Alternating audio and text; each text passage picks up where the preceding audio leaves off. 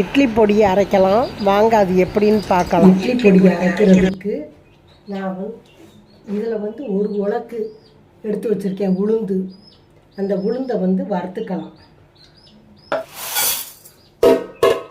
உளுந்தை வறுத்துக்கலாம்.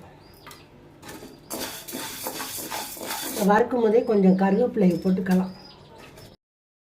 அதுலேயே பூண்டு ஒரு 7-8 பல்லு போட்டுக்கலாம்.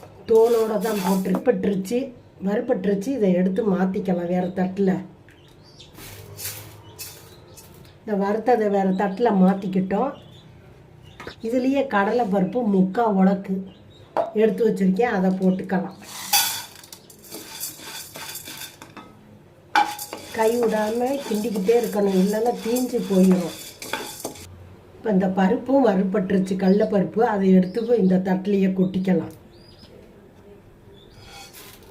இதையே கொட்டிட்ட உளுந்துலையே ஒரு 30 மிளகா வத்தை எடுத்து வச்சுருக்கேன், அதை போட்டுக்கலாம். இந்த காஷ்மீர் சில்லி கலருக்காக வேண்டி தான் எடுத்து வச்சுருக்கேன், இது காரத்துக்கு இல்லை. இந்த மிளகா ஒரு 12 மிளகா, அதை போட்டுக்கலாம். இப்போ மிளகா வத்தையும் வறுத்தாச்சு, அதை எடுத்துக்கலாம். அதுக்கு மேலே விட்டால் நிறம் மாறி போயிடும்.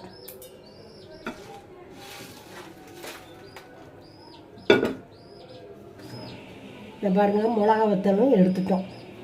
இப்போ அதுக்கு வேண்டிய உப்பை போட்டு வறுத்துக்கலாம். கட்டி பெருங்காயமாக இருந்தால் ஒரு சொட்டு எண்ணெய் விட்டு அதில் வறுத்துக்கங்க.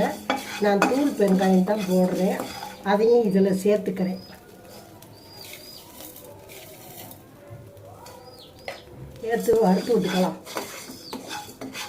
இப்போ உப்பு பெருங்காயமும் வறுத்தாச்சு, அதை எடுத்துக்கலாம். இது எல்லாமே வறுத்துட்டோம், ஆற வச்சு அரைச்சிக்கலாம். ஆறிடுச்சு, அரைச்சிக்கலாம். காஷ்மீர் மிளகாவும் சாதா மிளகாவும் கலந்துருக்கேன், அதை போட்டு அரைச்சிக்கிட்டு அப்புறம் அடுத்ததை பருப்புகளை போட்டு அரைச்சிக்கலாம்.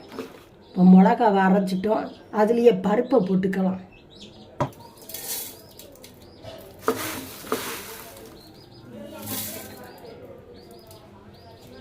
கொஞ்சம் கொஞ்சமாக போட்டு அரைச்சிக்கலாம் பருப்பை.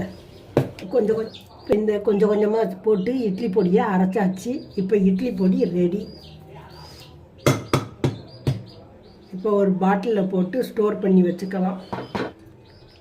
சூப்பராக இருக்குது இந்த இட்லி பொடி. நல்லா காரம், உப்பு, பெருங்காய வாடை எல்லாமே சூப்பராக இருக்குது, நல்லா இருக்குது. இது பிடிச்சிருந்தால் லைக் பண்ணுங்கள், ஷேர் பண்ணுங்கள், சப்ஸ்கிரைப் பண்ணுங்கள். அடுத்த வீடியோவில் பார்ப்போம். தேங்க்யூ. இப்போ இட்லி